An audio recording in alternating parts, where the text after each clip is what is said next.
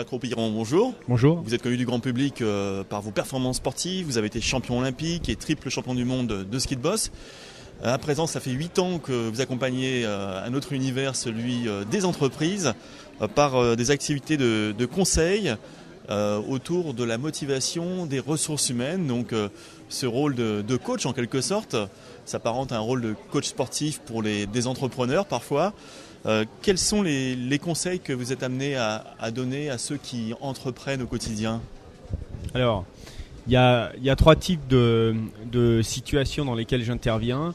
Premier type de situation, c'est quand l'équipe fait des bons résultats et elle se demande comment continuer à faire de bons résultats. Si on fait l'analogie avec le sport, c'est quand on est sur la première marche du podium ou sur le podium, comment on fait pour y rester. Alors, ça implique certaines remises en question. D'autres mises en question qui sont aussi induites quand une équipe marche pas très bien, quand les résultats sont pas forcément très bons et puis qu'on se demande comment on va retrouver le chemin de la victoire ou de la réussite ou du succès, comment on va réactiver la spirale positive. Et puis la troisième situation dans laquelle j'interviens, c'est une situation qui a moins grand chose à voir avec le résultat, mais qui peut avoir des conséquences sur le résultat, c'est la conduite de changement. Il y a une fusion, il y a une acquisition, il y a 2 équipes qu'il faut faire travailler ensemble, il y a un changement au niveau du management ou des dirigeants, et à ce moment-là, on se demande qu'est-ce qui va faire l'alchimie dans la nouvelle équipe et qu'est-ce qu'on doit travailler pour créer la cohésion de cette nouvelle équipe en vue de faire des bons résultats. Alors là, on voit très bien le parallèle sportif avec la notion d'équipe entre le monde de l'entreprise et votre parcours de champion.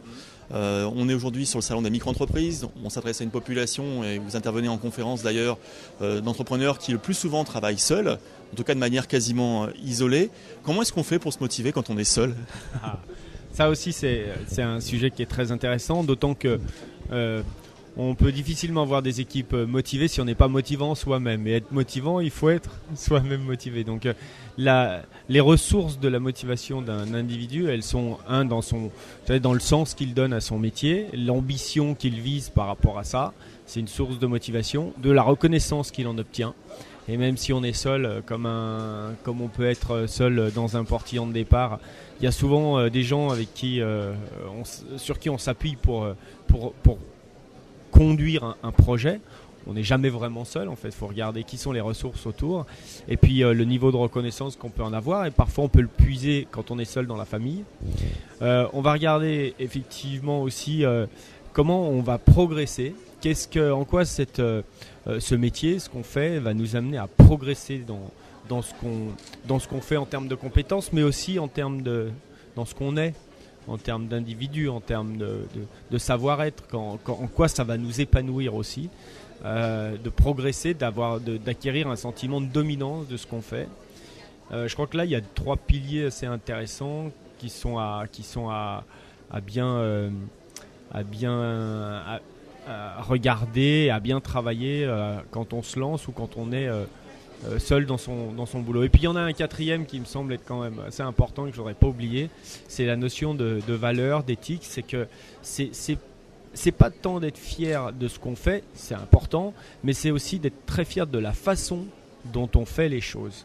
Un dernier parallèle avec votre parcours de champion, vous avez connu des hauts et des bas, puisque vous avez notamment connu une chute terrible à Lillehammer avec une grosse blessure au moment des Jeux Olympiques.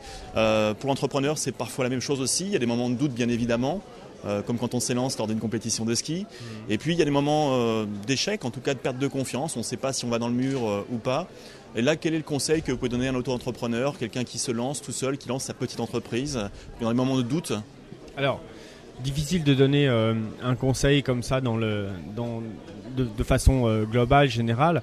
Je m'attache toujours à bien étudier le projet et les ambitions de l'entrepreneur qui se lance pour savoir, parce qu'il y a quand même des fondamentaux, savoir si le marché est là, s'il y a un marché quand même derrière, si l'entrepreneur se lance dans un domaine où il va répondre à un besoin, à une attente, même un peu voilé, même un peu caché, mais si vraiment il va répondre à une attente, à un besoin. Partons du principe qu'il y a un marché. Qu'est-ce qui va faire la différence ? qu'est-ce qui peut le faire avancer. Il y a d'abord le projet et la façon dont lui va s'approprier le projet, va se lancer et va aussi avoir les capacités de faire partager ce projet aux gens qui l'entourent, qui ne sont pas forcément des gens avec qui il travaille, ça peut être aussi des gens, je parlais tout à l'heure de la famille, mais ça peut être aussi des gens qui travaillent pour lui, je pense à des gens, des administratifs, comptables, avocats, que les gens comprennent bien le sens de sa démarche, parce qu'on aura plus de soutien quand dans les périodes difficiles, banquier, tiens, voilà, avocat, banquier, de façon à avoir plus de soutien dans les moments difficiles. Et puis après, qu'est-ce qui fait tenir dans les moments difficiles? Je vois qu'il y a cette notion de valeur dont je parlais, cette notion d'estime, qui fait qu'on est fier de ce qu'on fait et surtout de la manière dont on le fait. Ça permet de nous confronter à nos propres valeurs, et quand on connaît sa valeur, on lâche moins facilement. Edgar Poupeyron, merci pour tous ces conseils. Merci.